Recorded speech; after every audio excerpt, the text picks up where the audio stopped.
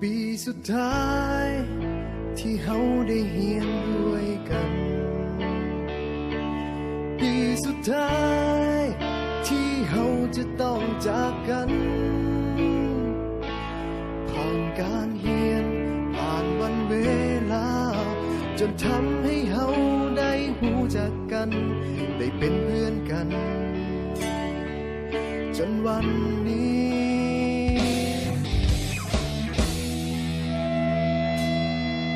มาถึงม.7 ปีนี้ก็เลยห้องเพลงนี้แทนใจก่อนที่เฮาจะจากไปห่างกันให้ทุกคนจดจำในใจฝากเพลงนี้ไว้ให้คิดถึงกันเมื่อต้องถึงวันที่จากไป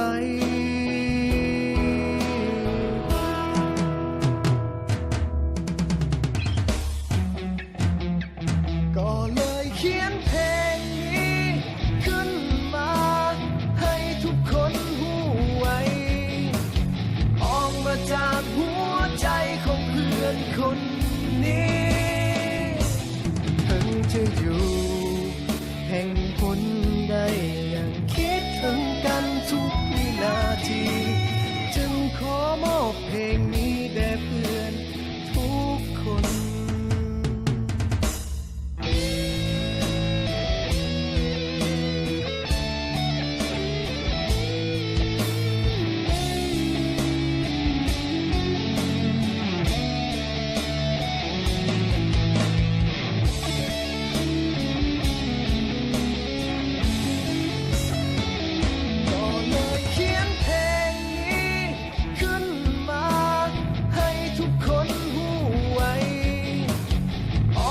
จากหัวใจของเพื่อนคน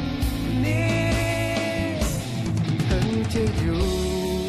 แห่งหนใดยังคิดถึงกันทุกวินาทีจึงขอมอบเพลงนี้แด่เพื่อนทุกคนสุดท้ายนี้ที่บอกเอาไว้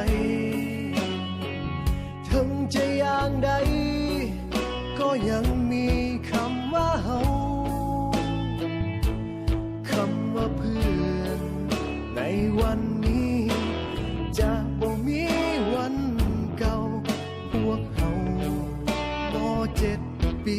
สุดท้ายคำว่าเพื่อนในวันนี้จะบ่มีวันเก่าพวกเฮาม.7 ปีสุดท้าย